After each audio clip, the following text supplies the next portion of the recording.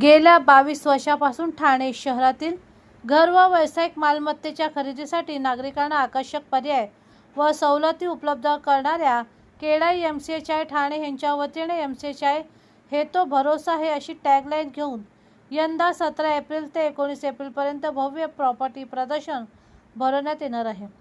ठाणे पश्चिम येथील बाळकूम येथील दोस्ती वेस्ट काउंटीमध्ये सकाळी 11 ते सायंकाळी 7 पर्यंत प्रदर्शनामध्ये ग्राहकांना शेकडो गृह व वाणिज्य प्रकल्पातून पसंतीच्या मालमत्तेची निवड करता येईल.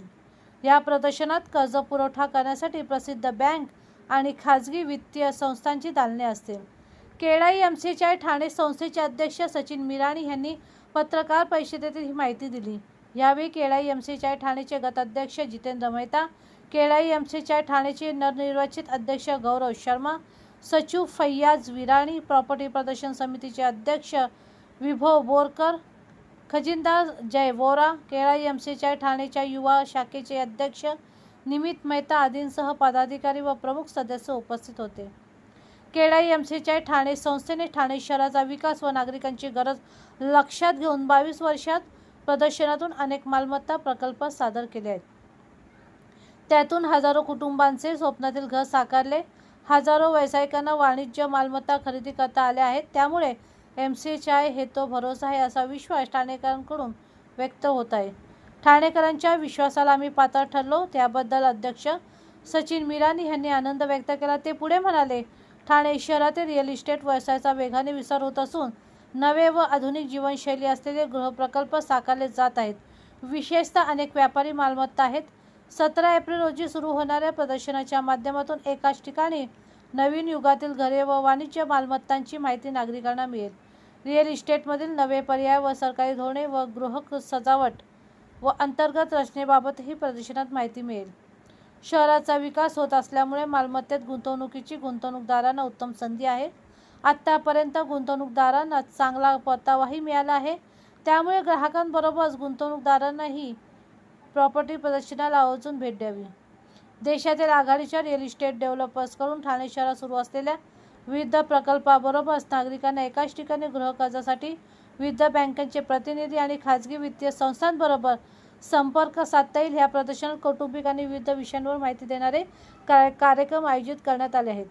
तसेच महारेरा कायद्यातील तरतुदीबाबत कार्यक्रमातून माहिती दिली जाईल असे अध्यक्ष सचिन मिराणी यांनी सांगितले. आधुनिक जीवनशैलीला पसंती देणाऱ्या नागरिकांना ठाण्यातील अनेक प्रतिष्ठित गृहसंकुलातील घरांचा पर्याय उपलब्ध असेल. प्रदर्शनाला भेट देणाऱ्या प्रत्येक नागरिकांचे समाधान होईल असा विश्वास अध्यक्ष सचिन मिराणी यांनी व्यक्त केला. एका छोट्या शहरातून मोठ्या विकसित व प्रगतिशील शहरापर्यंत ठाणे शहराचा प्रवास झाला आहे. भविष्यात ठाणे हे मुंबई महानगर क्षेत्रातील महत्त्वाचे शहर होईल.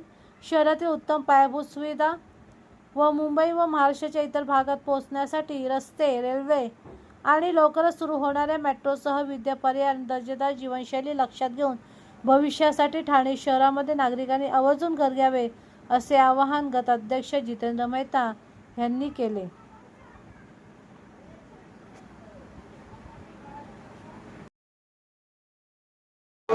होम बायर्स, ऑफिस बायर्स आणि सेकंड होम बायर्सला एक संधी आहे. त्यांना एकच छताखाली ते संपूर्ण ऑप्शन भेटणार आहे. काय काय प्रोजेक्ट्स अवेलेबल आहेत ठाण्यामध्ये.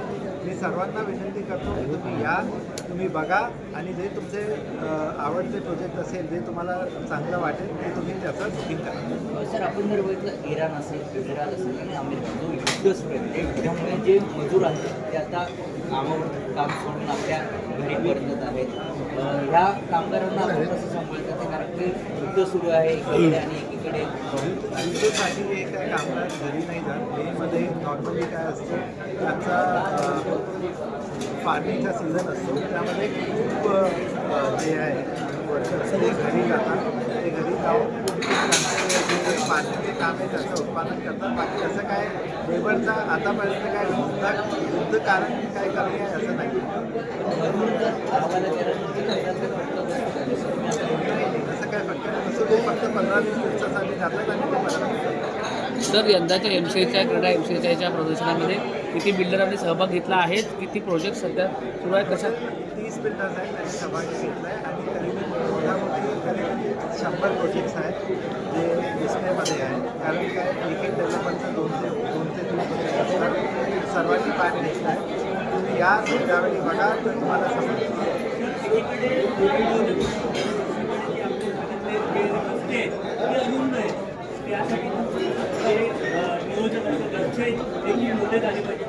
यासाठी याला मी आपल्या गव्हर्नमेंटला खूप धन्यवाद द्यायला सांगेन. स्पष्ट करून आपले जे deputy C M Eknath Shinde यांनी जे ट्रॅफिकचा प्रॉब्लेमसाठी जे काय सोल्युशन आहे ते सर्व इम्प्लिमेंट करून टाकलं आहे. कोस्टल रोड असेल, जे एक्सटेन्शन ठाण्यापर्यंत असेल, भिवंडीचा रोड असेल, मेट्रो असेल, ट्विन टनल बोरीवली ठाणे असेल, हे सर्व इन्फ्रास्ट्रक्चर काम चालू आहे. पण काही पण रातोरात होणार नाही. त्याला 2 ते 3 वर्ष लागणार आहे. 2 ते 3 वर्षानंतर आम्हाला मी असं सांगू शकतो की जे तुम्ही ठाणा बघतात ती एक डिफरंट आणि एक नवीन ठाणा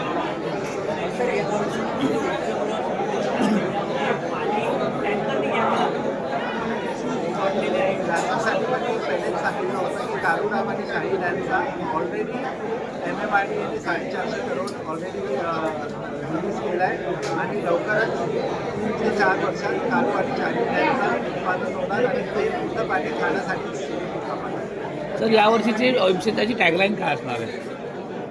एमसीएची टॅगलाईन काय असणार आहे? MCH आहे तो भरोसा आहे और सब चालू त्यामध्ये तुम्ही म्हणजे हर एक डेव्हलपर आहे तो त्यांच्यासाठी काही ना काही स्कीम काढणार आहे. ते त्यावेळी एक्झिबिशनच्या वेळी ते लोकांना करावं. सर संपूर्ण एक्झिबिशनच्या दिवसांमध्ये 3 दिवसाचे प्रोग्राम कशा प्रकारे असणार, काय काय असणार आहे?